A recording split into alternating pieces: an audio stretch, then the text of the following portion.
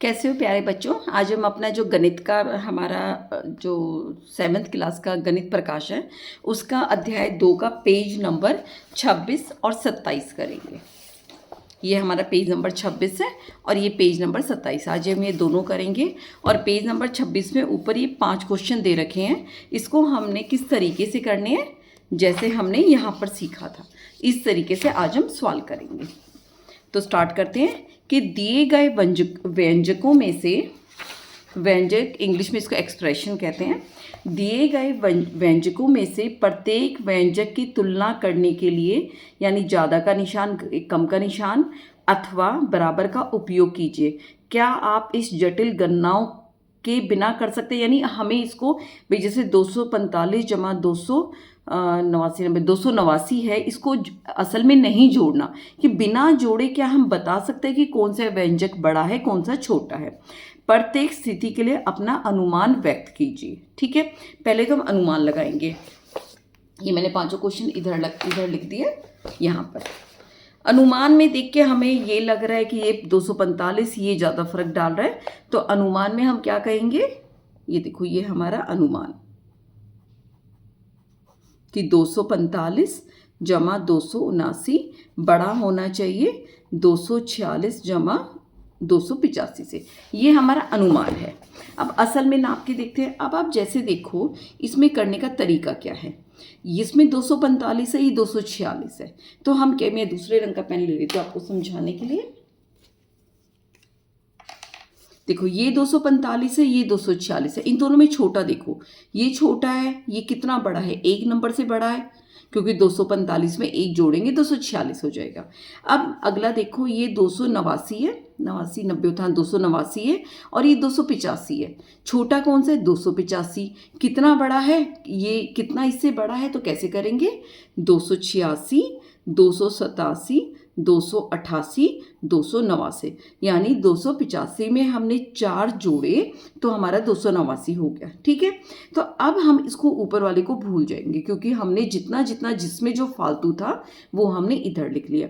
अब ये आप आसानी से देख के बता सकते हो कि 4 बड़ा है कि 1 बड़ा है, आराम से बताओगे 4 बड़ा है, तो हमारा अनुमान सही था। ये हम ऐसे करेंगे कि हमने इसके अंदर कोई मान नहीं निकाला है, लेकिन बिना गणना किए हमने ये सवाल निकाल दिया। अब अगला देखो, इसका हम अनुमान क्या कहेंगे, यहाँ लिख देती हूँ अनुमान कि 273 में से 145 गया, 272 में से 144 गया, तो हमें ये लग रहा है ये बड़ा होगा, तो हम क्या कह सकते हैं कि 273 घटा 145। अनुमान में आप कुछ भी कर सकते हो, कि हमने बोला कि ये बराबर, ये क्या कहते हैं, ये कर देते, ये बड़ा है 144 से। अब कैसे करेंगे, अब इसमें देखते हैं, जब हमारा घटा का निशान है, हमें छोटे बड़े का पता नहीं चल रहा है, घटा का मतलब 273 चीज़ों में से 145, यानी 273 कंचों में से 145 कंचे खो गए।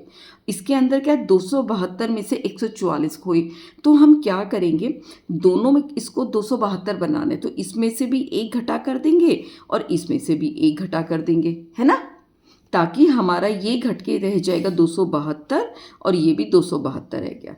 अब ये जो घटाना है ये हमारा रह गया 144, क्योंकि हमें बराबर करना है। आगे बड़ा हिस्सा बराबर करेंगे तो छोटे से हम अंदाज़ा लगा सकते हैं। अब यहाँ पे आराम से सॉरी ये 272 है। अब आप आराम से देख सकते हो, यहाँ पर भी 272 है, यहाँ पर भी 272 है, यहाँ 144 है, यहाँ 144 है, यानी बराबर में से बराबर, यानी इसमें से भी 272 में से 144 कंचे खो गए और इसमें भी 272 में से 144 कंचे खो गए, यानी दोनों व्यंजक हमारे बराबर है। तो हमारा अनुमान इसमें सही नहीं निकला, हमारा अनुमान सही नहीं था। ठीक है, ये हमने लिख दिया, समझ के बात को। जमा में हम फालतू करके देख लेते हैं, घटा के अंदर जो भी बड़ी संख्या है उसको हम छोटा बनाएंगे। कैसे छोटा बनाएंगे, उसमें से 1 घटा देंगे, जितना इसमें से घटाएंगे और जो चीज़ खो रही है उतना उसमें से भी घटा देंगे।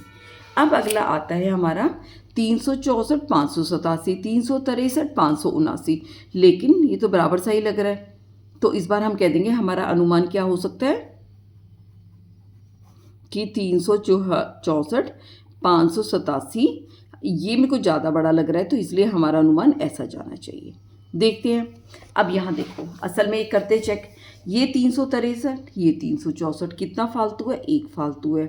ये 587, ये 589, तो इसमें कितना फालतू है? 87 छोटा है, 89 बड़ा है। कितना बड़ा है? 588, 589, दो ज़्यादा है इसमें। इस पूरे के अंदर एक संख्या एक कंचा ज़्यादा है, इसके अंदर दो कंचे ज़्यादा है। तो किसके पास ज़्यादा कंचे हैं? इसके पास ज़्यादा कंचे। ऐसे तो हमारा अनुमान सही था। अगले अनुमान में क्या है? 124 में हमने 245 जोड़ा, 129 में 245 जोड़ा, यही है ना? हाँ, तो इसमें तो खुलेआम ही दिख रहा है कि हमारी ये इससे बड़ा है। तो हमारा अनुमान क्या लिखेंगे हम कि 124 जमा 245 और छोटा है 129, 245 है। संख्या यही है ना, दोनों में 124, 245, 129, 245। ठीक है, अब यहाँ पे ये देखो 124 है, ये 129 है। कितना फालतू है? 125, 126, 127, 128, 129। हमारा ये कितना फालतू हो गया? 5 फालतू हो गया। और इसमें 245 दोनों में बराबर ही है, तो इसमें हमें आराम से हम देख पा रहे हैं। बाकी अब हमारी संख्या बराबर है, तो ये इसमें कुछ भी नहीं है। इसके पास 5 कंचे फालतू है, तो हम इसको बड़ा दिखा देंगे। ठीक है, अब घटा का आ गया। ये 213 है, ये 214 है। तो इसमें से हम क्या करेंगे? अनुमान में आप कुछ भी लिख लो कि बड़ा जो है। ठीक है, इसके अंदर ये 213 है, तो इसको एक घटाएंगे हम, इसको 213 करने के लिए। ये 213 हो गया, इसमें से भी हमें एक घटाना पड़ेगा कि हमने एक कंचा 76 कंचे खोने थे, हमने एक कंचा पहले खो दिया, यानी अब हम 75 कंचे खोएंगे। हमारे पास ये जो एक्सप्रेशन है ऐसे आ गया। अब आप देख के देखो, ये चीज़ समझो ध्यान से। इसके अंदर 213 है, इसके पास भी 213 कंचे हैं। इससे 77 खो गए, इससे 75 खोए। ठीक है, यानी आपके पास 213 कंचे हैं, आपने 77 कंचे खो दिए। आपके दोस्त के पास 213 कंचे, उसने 75 खोए, यानी उसने कम खोए, आपने ज़्यादा खो दिए। आपने ज़्यादा खोए तो आपके पास कम बचेंगे, तो बड़ा क्या हो जाएगा? ये वाला जो व्यंजक है ये बड़ा हो जाएगा, इस तरह। ठीक है, समझ आ गया? ये हमारे 5 क्वेश्चन थे। अगला है जटिल व्यंजकों को पढ़ना और उसका मान निकालना। ये अगला टॉपिक स्टार्ट होता है। कभी कभी जब कोई व्यंजक किसी संदर्भ के साथ नहीं होता, तब उसका मान ज्ञात करने के लिए एक से अधिक विधियां हो सकती है। यानी कोई हमें पीछे ठीक से कोमा या कुछ इस तरह रेफरेंस नहीं दे रखा होता, संदर्भ नहीं दे रखा होता, तो हम अंदाज़ा लगाना बड़ा मुश्किल कर देते हैं। ऐसी स्थिति में व्यंजक का अधिक सटीक मान कैसे निकाला जाए, यह निर्दिष्ट करने के लिए कुछ साधन और नियमों की आवश्यकता होती है। उदाहरण के लिए बताया, भाषा के साथ एक उदाहरण देते हुए दिए गए वाक्यांश को देखिए। जैसे वाक्य में क्या है? शालिनी खिलौनों के साथ एक सहेली के पास बैठी है। तो इसका क्या मतलब जा रहा है? हमें जो अंदाज़ा लग रहा है, आप कैसे भी इसका निकाल सकते हो कि जो शालिनी है कि शालिनी की सहेली के पास खिलौने हैं और शालिनी उसके पास बैठी है। क्या है? सहेली के पास खिलौने हैं और शालिनी उसके पास बैठी है। अगर यहाँ पर हम कोमा लगा दिया, शालिनी खिलौनों के साथ एक सहेली के पास बैठी है। अब क्या है? हमें पता चल गया जो खिलौने जो है वो शालिनी के, लाइन वही है, सिर्फ एक कोमा लगाते कितना बदल गया। शालिनी के पास खिलौने हैं और वह उन्हें लेकर अपनी सहेली के पास बैठे। इसका मैं एक बहुत अच्छा उदाहरण देती हूँ, हमारे बचपन में सिखाया जाता था। 2 लाइनें हैं, रोको मत जाने दो, ये एक वाक्य है। इसी वाक्य को हम दोबारा लिखेंगे, रोको मत जाने, ये भी छोड़ दी, जाने दो। ठीक है, अब आप इसमें क्या लगाओगे? एक कोमा मैंने यहां लगा दिया और दूसरे में मैंने कोमा यहां लगा दिया। इसमें क्या आ रहा है? रोको मत जाने दो, यानी जो जाना चाह रहा है उसको रोक लेना, उसको जाने नहीं देना है। और यहाँ पे मैंने क्या लगाया? रोको मत जाने दो, यानी उसको रोकना नहीं है, उसको जाने देना है। ये बिल्कुल एक दूसरे के उल्टे हो गए, विपरीत हो गए, अपोजिट हो गए। देख लो, एक कोमा यहाँ लगाया, एक कोमा यहाँ लगाया, तो इस कोमे का इतना बड़ा महत्व हो जाता है कि रोको मत जाने दो। अब क्या रहा? रोको मत जाने दो। तो ये कोमा है, तो अगर हमारे पास कोमा नहीं होता तो हम इसका निकाल ही नहीं पाते कि भाई क्या इसका मतलब निकाले हम। कि रोको मत जाने दो है या रोको मत जाने दो है। तो ऐसे ही इसी में उदाहरण समझा रखा था। उदाहरण से हम धीरे धीरे व्यंजक में पहुंचेंगे कि उदाहरण में समझा रखा था कि शालिनी खिलौनों के साथ एक सहेली के पास बैठी है। इसमें लग रहा है शालिनी उसकी सहेली के पास खिलौने और वो बैठी है, और यहाँ पे शालिनी खिलौनों के साथ कोमा कि शालिनी के खिलौने सहेली के साथ बैठी है। ठीक है, विराम चिन्ह के बिना इन वाक्यों के में दो भिन्न प्रकार के अर्थ निकाले जाते हैं, जैसे मैंने अभी आपको अपना उदाहरण समझाया। अल्प विराम का उचित उपयोग निर्देशित करता है कि वाक्य को कैसे समझा जाए।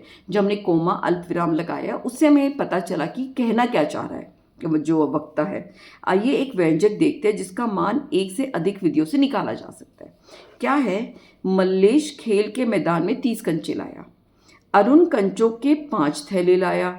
ठीक है, और प्रत्येक थैले में 4 कंचे थे, यानी मल्लेश के पास 30 कंचे थे, अरुण 5 थैले लाया और 4 कंचे उसमें थे। मल्लेश और अरुण खेल के मैदान में कितने कंचे लाए? यानी जो मल्लेश था उसके पास 30 कंचे पहले थे, और जो अरुण थे 5 थैले लाए और पांचों में 4 हमारे हर थैले में 4 थे, तो यानी पांचों का इन दोनों का हम गुना करेंगे। तो क्या हुआ, इस व्यंजक के पीछे संदर्भ जाने बिना पूर्णा ने इस व्यंजक का मान 140 निकाला। कैसे निकाला 140?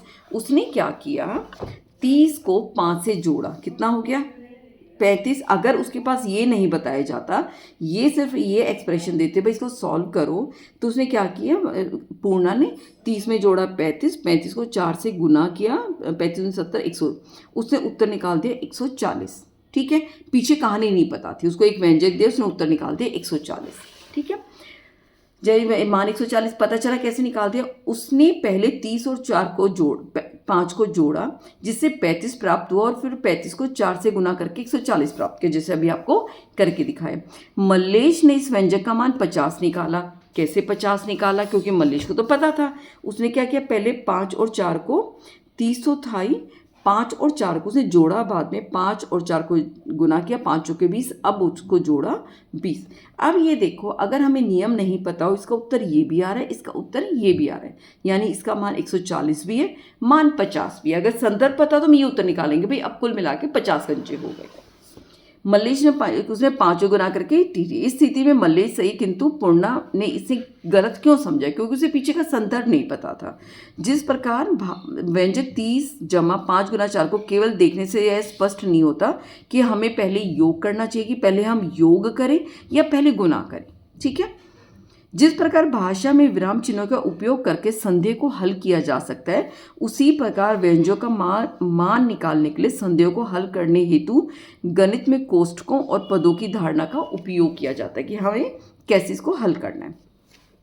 आप आते हैं व्यंजक में कोष्ठक। कंचों की सहायता संख्या के लिए व्यंजक में 30 जमा 5 से पहले हम 5 और 4 को गुना करना था। ठीक है, और फिर इस गुणनफल को 30 में जोड़ना, तो हमें 5 और 4 को पहले गुना करना था, तो हमें ये पता चल जाता अरुण के पास 20 कंचे थे। संक्रियाओं का यह क्रम कोष्ठक के उपयोग द्वारा इस प्रकार स्पष्ट किया जाता है कि जैसे 30 जमा इन दोनों को हमने कोष्ठक में डाल दिया, यानी ब्रैकेट में डाल दिया। सबसे पहले हम कोष्ठक को हल करेंगे तो क्या होता है, 5 के 20, फिर हम 30 जोड़ दें, तो हमारा ये जो पूर्णा का सवाल था वो भी गलत नहीं होता। जब कोष्ठक वाले व्यंजक का मान निकालते तो हमें अन्य संक्रियाओं का पालन करने से पहले कोष्ठक के अंदर के व्यंजक का मान ज्ञात करना होता है। जब भी आपको कोई इसको हल करना हो, सबसे पहले हम कोष्ठक के अंदर जो संक्रिया दे रखी है उसको हल करना होगा, वही जमा घटा गुना भाग जो भी है। अतः उपरोक्त व्यंजक के से हम पहले 5 गुना 4 का मान प्राप्त करते हैं, किया 5 के 20 आया, फिर योग करते। इस प्रकार व्यंजक कंचकों की संख्या दर्शाता है। एक और उदाहरण है, इरफान ने 15 बिस्कुट का एक पैकेट और 56 में तूर की दाल का एक पैकेट खरीदा। उसने दुकानदार को 100 रुपये दिए। एक व्यंजक लिखिए जो दुकानदार से इरफान को वापस मिलने वाले रुपयों की गणना करने में हमारी सहायता करता हो। इरफान ने बिस्कुट के पैकेट पे 15 और तूल की दाल पर 56 रुपये खर्च किए, अतः रुपयों में कुल मूल्य हो गया 15 जमा 56। उसने दुकानदार को 100 रुपये दिए, ऐसा ही है, अतः 100 रुपये में से कुल मूल्य घटाकर बाकी रुपये वापस मिलने चाहिए। क्या इस व्यंजक को इस प्रकार हल कर सकते हैं कि 100 में से 15 जमा 56 और 100 में से घटा दिया। ठीक है, क्या गलती है इसके अंदर? अब हमें ये नहीं पता कि पहले 100 में से 15 घटाएं और फिर 56 जोड़ें या 15 56 को जोड़ना है फिर घटाना है। ठीक है, दिक्कत आ गई है। क्या हमें पहले 100 में से 15 घटाकर फिर परिणाम में 56 जोड़ सकते हैं? ऐसा करने में हमें 141 प्राप्त होगा। अगर हम 100 में से 15 घटाएंगे 85 और 85 में भी 100 में से 15 घटाए आया 85 और उसमें 56 जोड़ा तो हमें मिल जाएगा 141 प्राप्त होगा। यह असंगत है, उसने दुकानदार को चुकाएगा, क्योंकि दुकानदार ये भी कैसे बात सही है कि वो सामान भी खरीद रहा है, 100 रुपये भी दे रहा है, दुकानदार उसको 141 रुपये देगा, कैसे पॉसिबल है ये? दुकानदार को चुकाए गए रुपयों से अधिक रुपए मिले। इस स्थिति में हम कोष्टक का उपयोग कर सकते हैं। क्या कोष्टक का उपयोग करना था? इन दोनों को हम ब्रैकेट में लेंगे, कोष्टक में लेंगे, इनको पहले हल करेंगे, फिर जो बचेगा वो 100 में से घटाएंगे।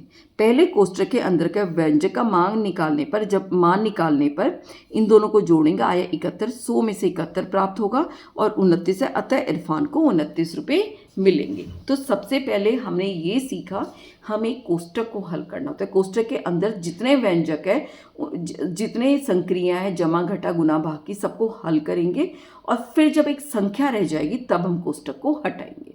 ये हमारा पहला नियम है। आज हम ये 2 पेज करेंगे, अगला पेज हम अगली वीडियो में करेंगे। तब तक अपना ध्यान रखिए। टेक केयर बच्चों।